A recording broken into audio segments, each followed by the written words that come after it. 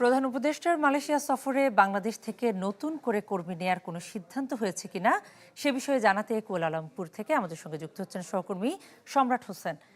সম্রাট, প্রধান উপদেষ্টার যে এই মালয়েশিয়া সফর, এখানে নতুন করে কোনো কর্মী নেয়ার সিদ্ধান্ত হয়েছে কিনা, আপনি কি জানতে পেরেছেন এই বিষয়ে?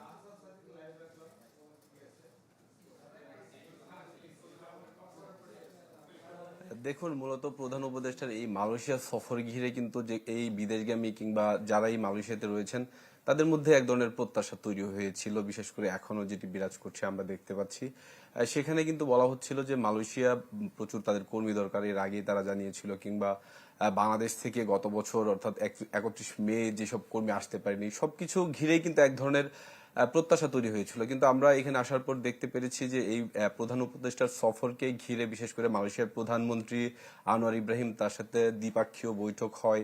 এরপর আমরা দেখেছি এখানে 5টি সমঝোতা স্মারক সই হয়, 3টি নোট বিনিময় হয়।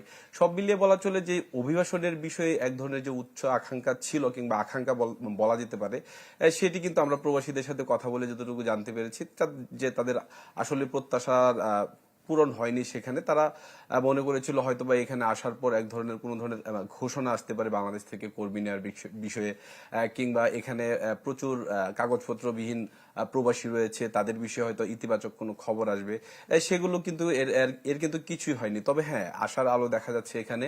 বিশেষ করে এর আগে যে কলিং ভিসায় বাংলাদেশ থেকে মালয়েশিয়ায় প্রায় 5.25 লাখ যেই কর্মী এসেছে, তাদের কিন্তু আমরা দেখেছি যে তাদের বিভিন্ন দুর্দশা কিংবা দুঃখের গল্পও কিন্তু আমরা তুলে ধরেছি। কিন্তু এই প্রধান উপদেষ্টার এই সফরকে ঘিরে কিন্তু দুই দেশের মধ্যে এক ধরনের বলা চলে যে সিদ্ধান্তে পৌঁছানো গেছে যে এই সিন্ডিকেশন, বিশেষ করে অতিরিক্ত অভিবাসন ব্যয় কিংবা একটি চক্র যারা মালয়েশিয়া কিংবা ঢাকা থেকে কাজ করে এই কর্মীদের নির্ধারিত অভিবাসন ব্যয়ের অতিরিক্ত, অর্থাৎ গেল সময় যে কলিং ভিসায় যারা মালয়েশিয়া থেকে বাংলাদেশ থেকে যারা মালয়েশিয়া আসলো তাদের 78,000 টাকা নির্ধারিত হলেও সেটি আমরা দেখেছি 4 থেকে 5 লাখ কিংবা তারও বেশি টাকা খরচ করে এখানে আসার পর কোনো ধরনের কাজ পায়নি।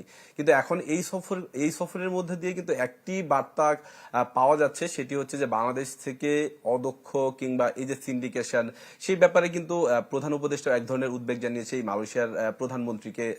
এই বিষয়গুলো কিন্তু জানানো হয়েছে। বিশেষ করে সেখানে কিন্তু বলা হচ্ছিল যে দক্ষতার মানদণ্ডগুলো নিশ্চিত করার জন্য বাংলাদেশ থেকে এর পরবর্তী সময়ে দক্ষ কর্মী পাঠানোর বিষয় কিংবা এই সিন্ডিকেশন যেন না থাকে, সব মিলিয়ে বলা চলে হয়তোবা সামনের দিকে আমরা এটার হয়তোবা কোনো আশানুরূপ খবর পেতে পারি, এটি ধারণা করা হচ্ছে আর কি।